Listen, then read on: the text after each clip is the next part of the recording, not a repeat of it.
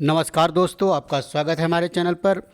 कैसे हैं आप? उम्मीद करते हैं कि घर पर आप होंगे, स्वस्थ होंगे और इसी तरह घर पर रहिए अभी फ़िलहाल और प्रैक्टिस करते रहिए।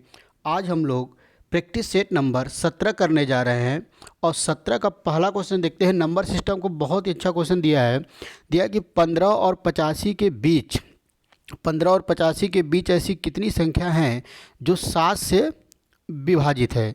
तो देखिए, इस तरह के क्वेश्चन को आप कैसे करेंगे। आप 85 में से 15 माइनस कर दिया जाएगा, कितना बचेगा 70, और 70 को ही 7 से भाग दे देंगे तो कितनी बार भाग जाएगा, 10 बार। तो हमारा आंसर भी क्या हो जाएगा, 10 हो जाएगा।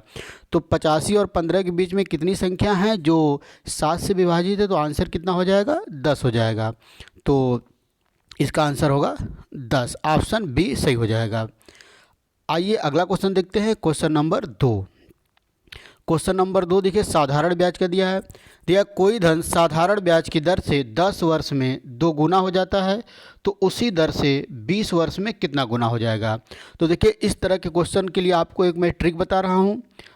R1T1 अपान N1-1 बराबर R2T2 अपान N2-1 कर दिया जाएगा।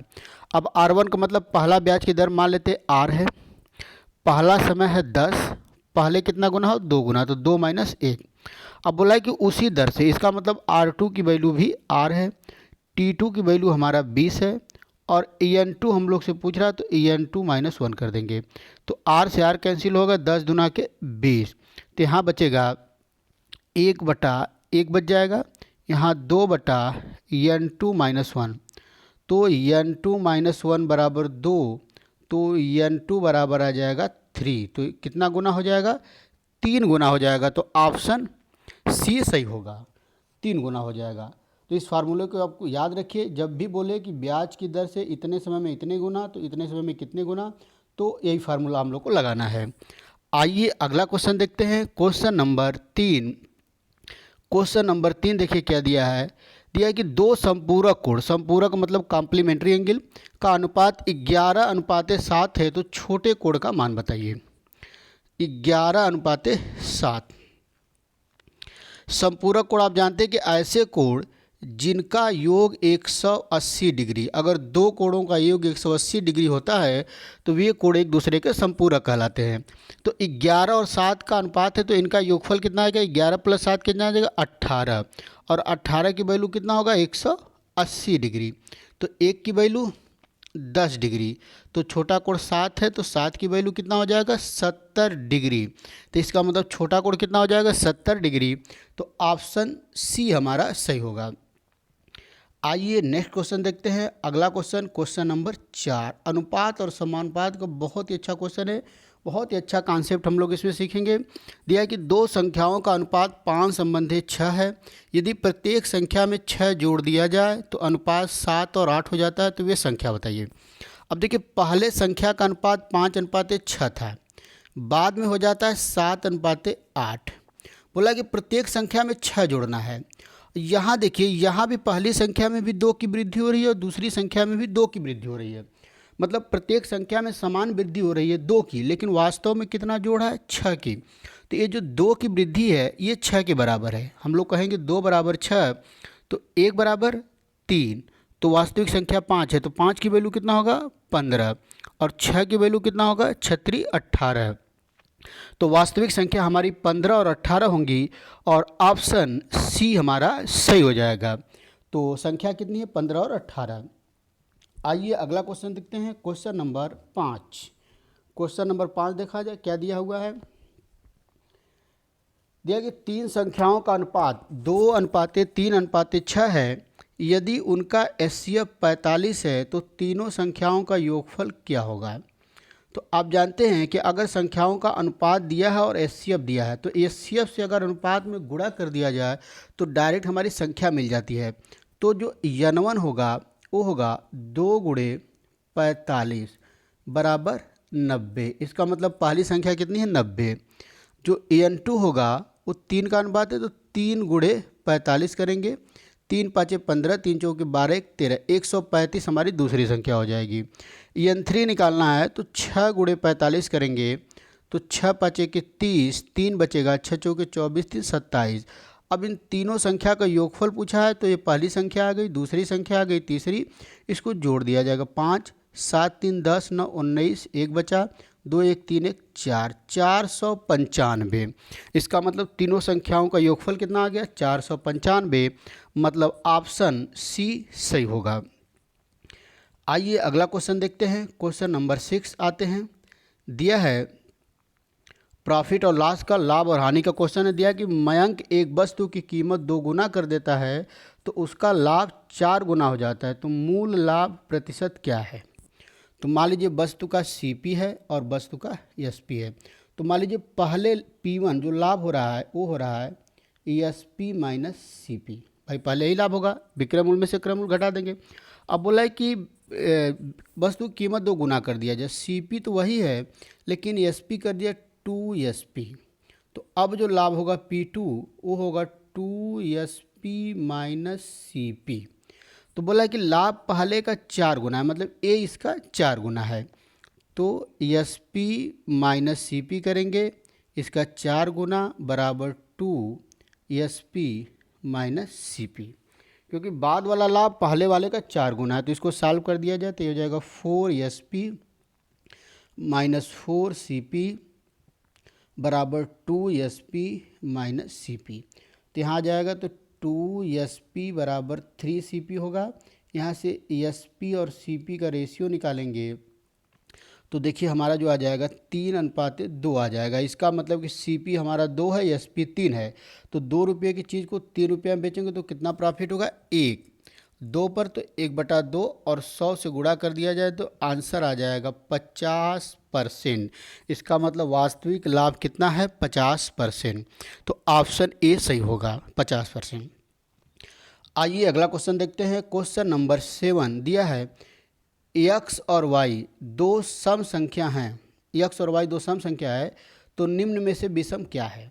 तो आप देखिए x भी सम है, y भी सम है। तो एक बात आप जान जाइए कि इवन की प्रॉपर्टी क्या होती है कि अगर इवन प्लस इवन करेंगे तो जो रिजल्ट मिलेगा वो भी हमको इवन ही मिलेगा। जैसे 2 + 4 करते हैं, 2 भी सम है, 4 भी सम है, तो 6 मिलेगा, ये भी हमारा सम हो जाएगा। जैसे 10 + 6 करेंगे तो 16 मिलेगा, 10 भी सम है, 6 भी सम है, तो जो रिजल्ट मिला वो भी हमारा सम है।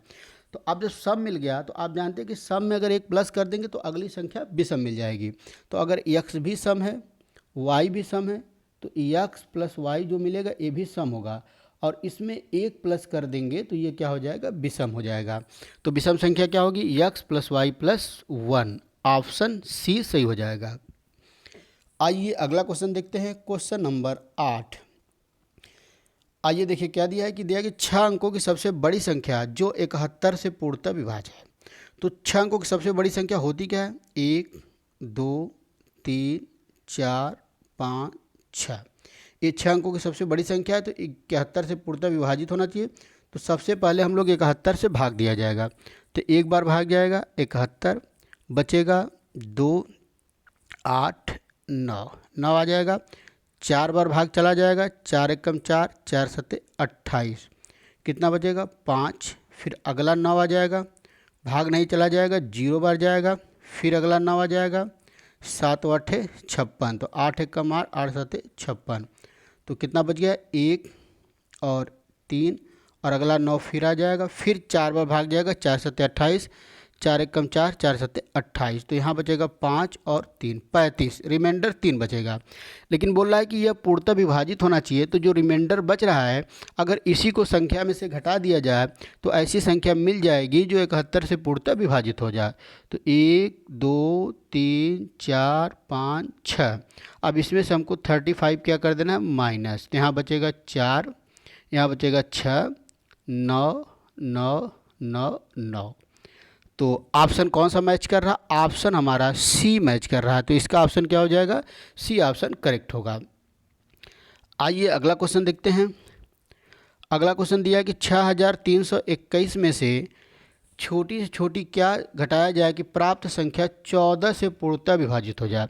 तो सबसे पहले तो हम लोग 14 से इस संख्या को भाग देंगे, 6321, तो 14 चौके 56, 14 चौके 56 चला जाएगा, कितनी बार भाग जाएगा, पहले तो 4 बार जाएगा, तो 14 चौके 56।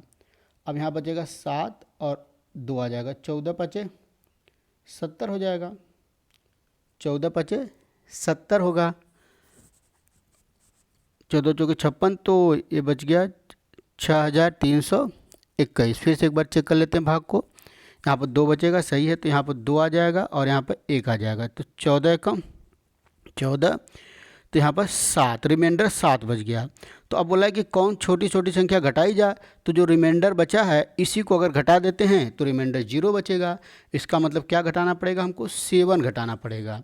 अगर इस संख्या में से 7 माइनस कर दिया जाए तो जो संख्या मिलेगी वह संख्या 14 से विभाजित होगा, क्योंकि इस संख्या में 14 से हम लोग भाग दे रहे हैं, तो रिमाइंडर हमारा 7 बच रहा है, और विभाजित होने का मतलब रिमाइंडर हमारा क्या बचना चाहिए, 0। तो जो रिमाइंडर बच रहा है उसी को हम लोग घटा देंगे, तो आंसर होगा 14, ऑप्शन सी सही होगा। आइए अगला क्वेश्चन देखते हैं, क्वेश्चन नंबर 10 और आज का लास्ट क्वेश्चन एचसीएफ का क्वेश्चन है। बहुत ही आसान दिया कि 69, 96 और 138 का एचसीएफ क्या होगा।